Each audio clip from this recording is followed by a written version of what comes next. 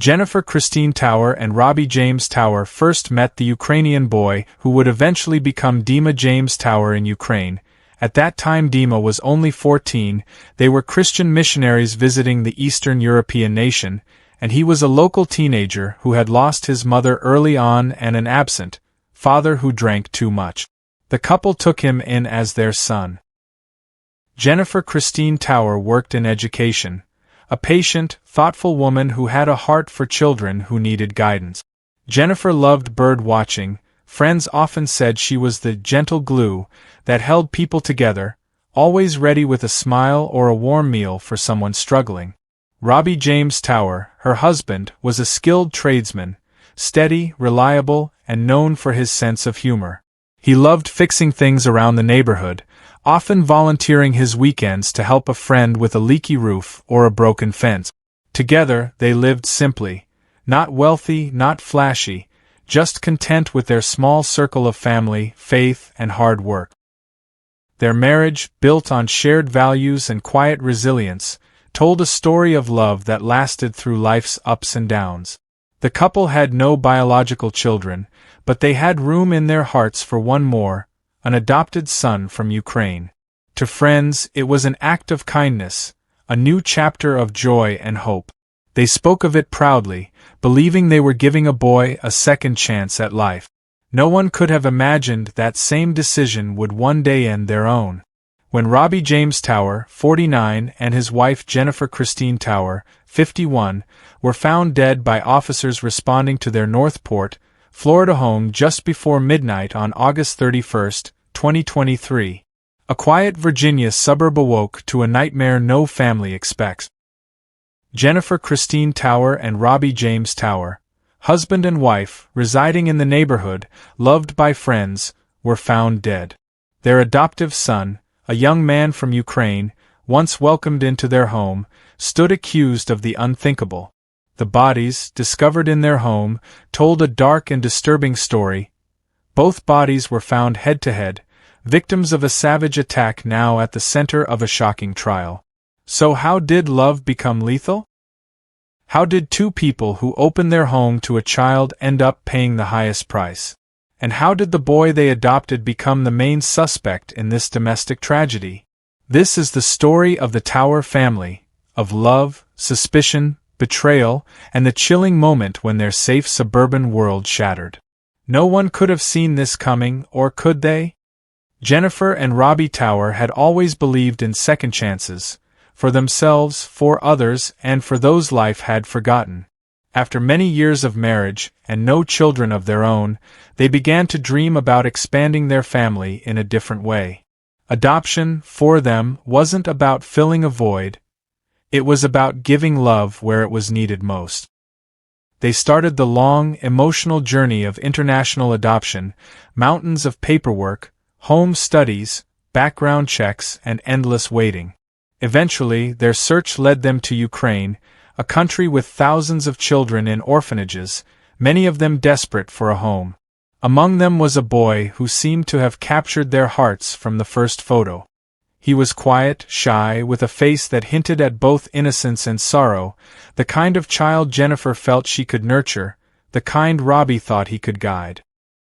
Through the legal process, one that required months of communication between U.S. and Ukrainian authorities, the Towers were officially approved. After traveling overseas, meeting the boy, and completing court formalities, the adoption became final. They returned home, hopeful, ready to begin life as a family of three. For Jennifer, it felt like a purpose fulfilled. She believed love could heal anything, trauma, fear, even years of neglect. Robbie shared her optimism but carried quiet concerns. He noticed how guarded the boy was, how he rarely smiled, and how his silence often turned to long, unbroken stares.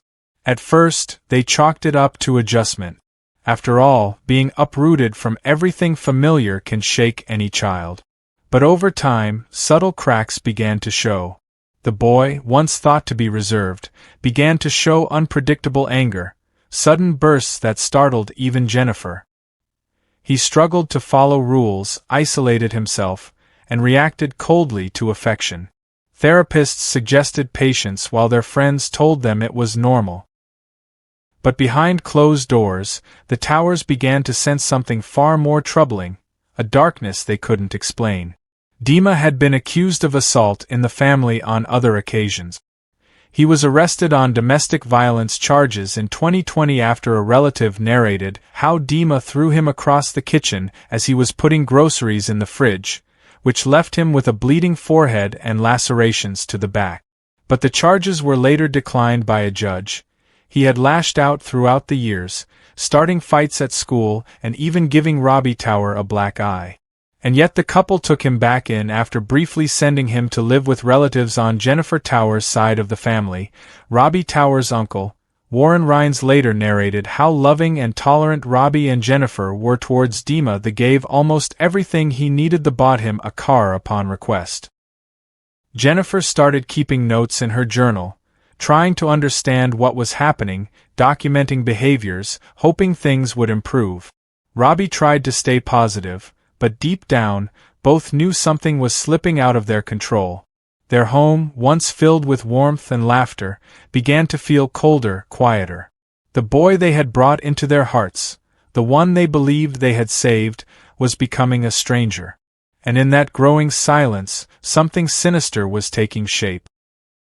At first, the changes in their home were subtle, barely noticeable. The kind of things any parent might overlook. A missing household item. A locked door when no one was supposed to lock it. The boys' quiet footsteps at night, moving through dark hallways long after everyone should have been asleep. Jennifer brushed it off. She believed in patience, in love, in the power of understanding. But Robbie, he began to worry. Something wasn't right. Friends described the Towers as patient and gentle. The kind of couple who didn't raise their voices, who always tried to talk things out. But now, even their patience had limits. The boy's behavior grew darker, more unpredictable. He stopped eating meals with them, stopped responding to his teachers, and started isolating himself in his room. When Jennifer tried to talk to him, he wouldn't look her in the eye. Sometimes he'd whisper things under his breath, words she couldn't make out, but that left her uneasy. Robbie found strange drawings hidden in the boy's room, sketches that disturbed him deeply. When he tried to confront him, the boy didn't flinch. He simply stared, blankly, as though he was somewhere else entirely. Robbie Tower's uncle, Warren Rhines, a martial arts enthusiast, later revealed that Dimma Tower got into fights at school. When he first met him, he was interested in boxing. But he didn't want to box. He wanted to hit. He wanted to hurt. Dimma Tower picked fights with students on the bus. Over the months, the warmth in the Tower home began to fade. Jennifer's once bright spirit dimmed. She confided in a close friend that she didn't feel safe anymore, though she quickly followed it with, "He's just been through so much. We can't give up on him." Robbie wanted to believe that too. But he had started locking the doors at night, something he never thought he'd need to do in his own home. The boys' school began reporting troubling behavior, defiance, outbursts, strange comments about violence and control. He had a fascination with things that frightened other children. And yet, when anyone else looked at him, he appeared calm, even polite. A quiet, well-mannered child. Behind that mask, however, something darker was growing. Jennifer's journal from those final months hinted at fear. Sentences cut short, thoughts unfinished.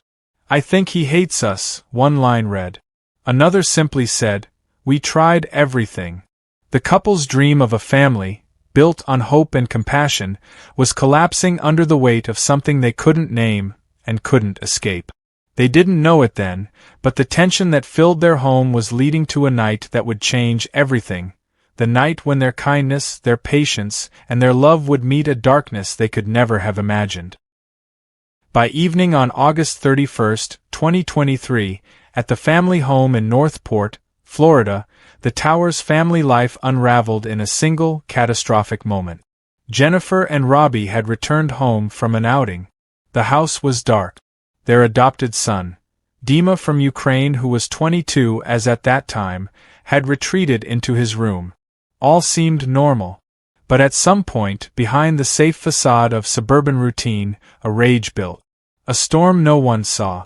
Neighbors would later describe hearing a woman's frantic knock at a nearby door, and the scream, "I need help! I need help!"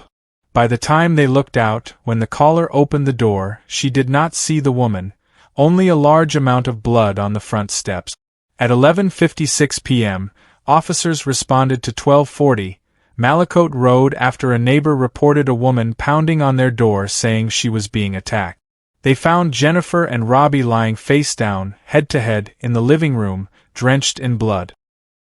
In the driveway, the adoptive son was seen, with blood on his clothing, shutting the trunk of black 2012 Chevy Sonic sedan. He fled when police approached, triggering a chase across Florida. He ignored their commands to stop and instead fled in the vehicle. Officers chased him as he entered the oncoming southbound lanes of Toledo Blade Boulevard before swinging back to northbound lanes. The chase continued onto the interstate before deputies stopped him with spike strip. Forced to stop, Tower fled on foot into the woods. This sparked a brief manhunt that ended later on after 8 hours in wooded terrain. Inside the house, the scene was horrific. Blood trailed from the front door, across the kitchen, into the living room couch, around the bed. Jennifer's injuries were extensive. Robbie had a puncture wound in his back. Inside the home, forensic evidence told a far deeper tale. Knives recovered from the living room and bedroom were found to contain blood mixtures, one of which was highly probable to belong to Dimma. DNA analysts testified that the blades held both victim and suspect DNA, linking Dimma directly to the act. The couple who once hosted barbecues and family dinners were gone, replaced by a crime scene drenched in violence. In the moments before their deaths, the home lived inside a tension so thick it could have been cut with a knife. The adoptee who arrived quietly years ago, the son they believed they were saving, transformed into something unpredictable, something dangerous. What was meant to be a second chance became a deadly storm. Wherever the cause, neglect, resentment, untreated trauma, the result didn't wait. And when it did come, it came fast. The home of giving, the house of kindness, it became the scene of tragedy. In those final minutes of August 31st, the Towers lost everything. Their life, their trust, their son, and for the adoptive boy, the one welcomed into their arms, the world watched as he disappeared behind the sirens and red-blue lights. In the courtroom, Dimma broke down during opening statements as his attorney revealed the boy's past. Orphaned in Ukraine, moved through foster care, adopted at age 14. The prosecution painted the killing as premeditated. The defense argued it was rage-driven, impulsive. A plea offer for manslaughter, 40 years imprisonment, was rejected by prosecutors seeking life.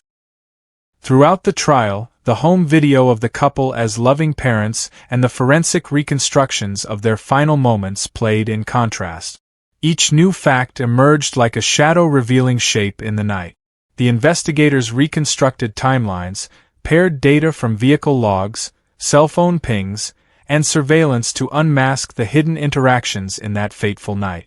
What once felt unspeakably random turned into a methodical tracing of a death into justice. The case wasn't quietly solved in the dark, it was illuminated.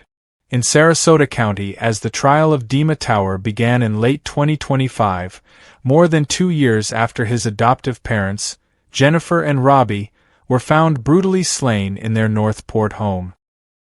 Dimma's defense attorney, Mark Gilman, asked the jury to look beyond the horror. He told them about Dimma's life before America, orphaned, neglected, and uprooted from Ukraine. When Gilman spoke, Dimma broke down. He sobbed, burying his face in his hands as his past was laid bare. But the prosecution countered with a chilling narrative. This was not just a moment of rage. They argued it was premeditated, that Dimma had considered ending his parents' lives long before that fateful night. Prosecutors called witnesses to reconstruct the final moments in the Tower home. According to one neighbor, Dimma attacked with a kitchen knife, dropped it, then grabbed a second weapon to continue the attack.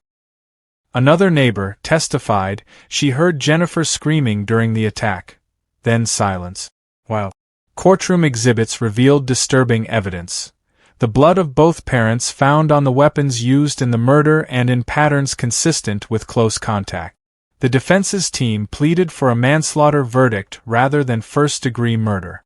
He asked the jury to believe Dimma's trauma, to see him not just as a killer, but a young man haunted by a life he could never fully escape. He painted a portrait of a boy who carried anger from his childhood in Ukraine, a boy who felt abandoned, misunderstood, and desperate for recognition. During trial breaks, Dimma's emotional state became central. At one point, his sorrow overwhelmed him, and the judge paused the proceedings to allow him to compose himself. His tears in court sparked a wave of shock from onlookers and raised difficult questions. Was this a crime of passion or a cold, calculated act? The prosecution doubled down on their theory of intent.